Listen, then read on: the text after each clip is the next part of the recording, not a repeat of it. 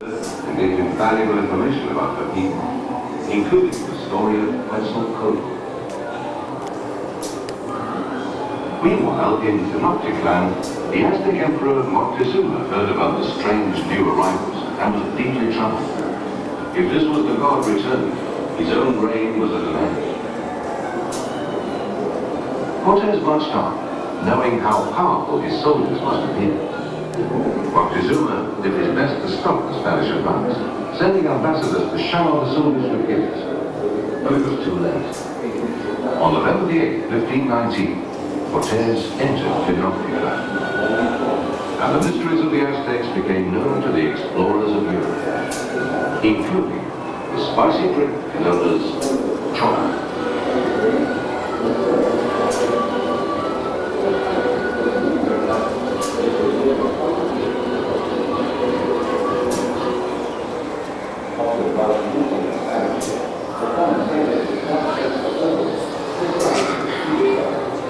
Hundreds of miles to the west, far from the cocoa fields of the Yucatan, lies the land of the creator god, Quetzalcoatl, lord of the winds and the morning star. The priest king of Tula, driven from Mexico when the city was destroyed, sailing on a raft of serpents into the sun, leaving behind a promise that one day in the year of Chea he would return to rule his people again.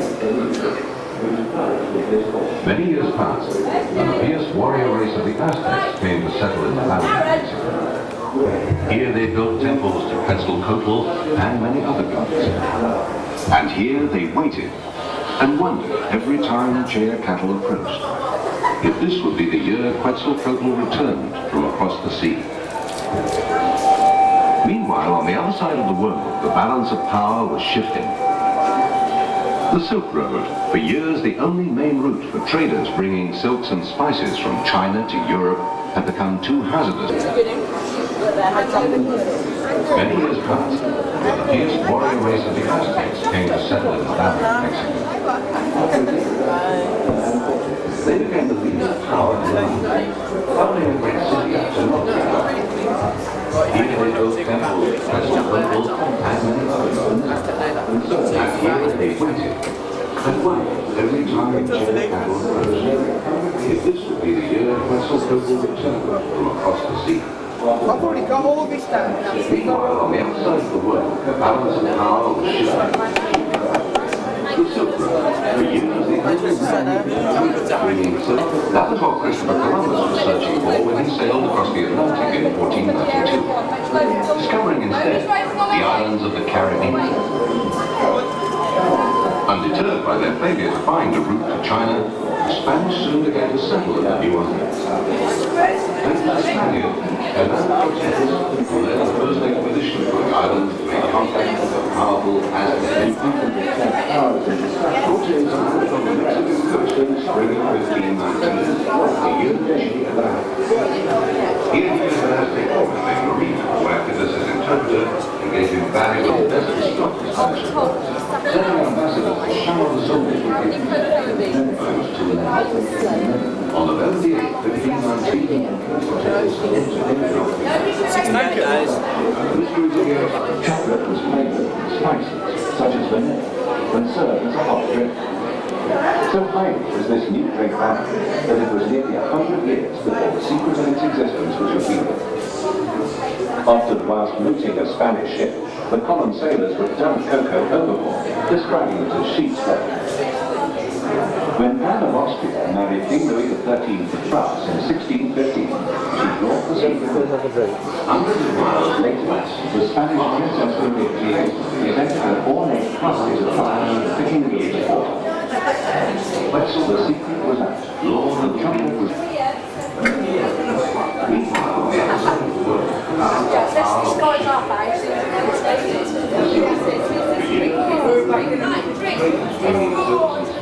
I love the drink. Oh, it's hot.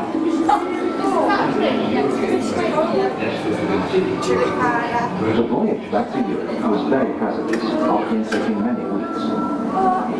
Even when close to home, there was the danger of attack by English or Dutch ships.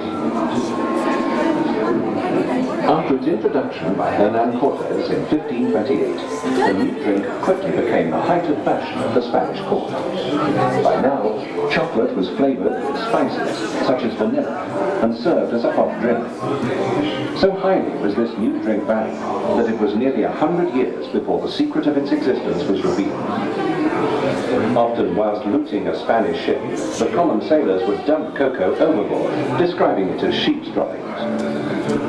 When Anne of Austria married King Louis XIII of France in 1615, she brought the secret with her. Later, the Spanish Princess Maria Theresa presented an ornate casket of chocolate to King Louis XIV. The secret was out, and chocolate was soon circulating around the courts of Europe, ultimately arriving in Cromwell's England during the 1650s. On his restoration to the throne, Charles II favoured the new drink, which flourished in his court, partly for its reputed aphrodisiac powers. Samuel Pepys, the diarist, would often take chocolate in the mornings for its restorative properties. He frequently spent hours in discussion with his influential friends in chocolate houses, such as White's in St James's, London.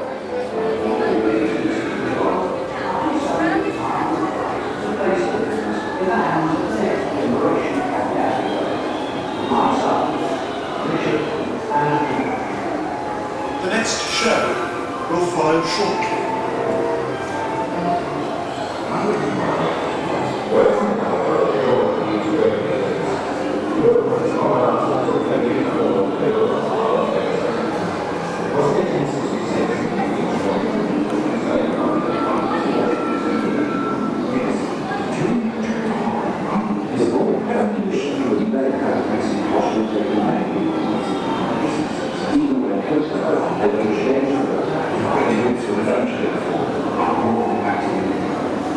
After its introduction by Hernan Cortes in 1528, the new drink quickly became a second the sample of the chocolate was made in the first place and served as a hot drink.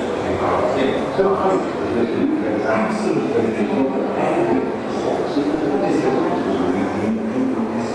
often one losing a Spanish ship, the common sailors would dump cocoa over, describing it as sheep's droppings.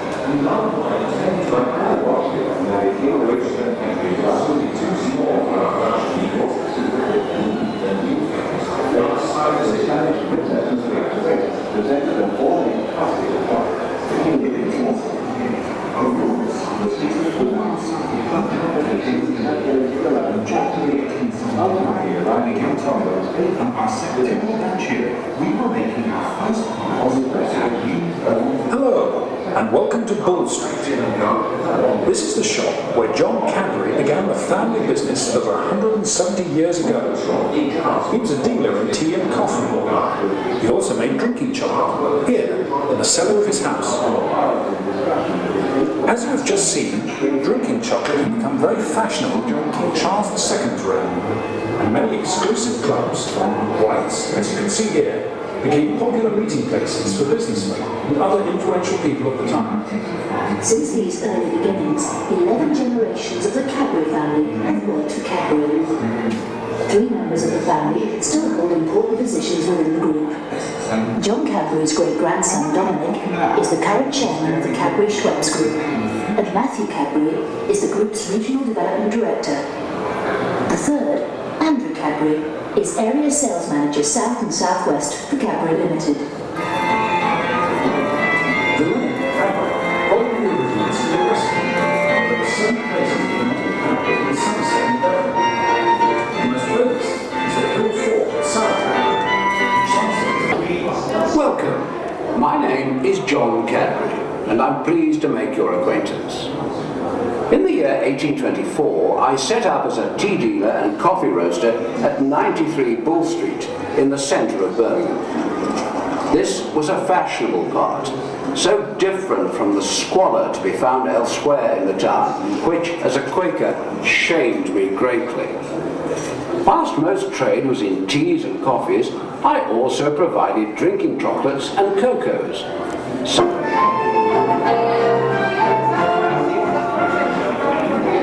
When my younger brother George and I took over the business, We both worked long hours and took little income in order to build on. There's nothing so crunchy as a crunchy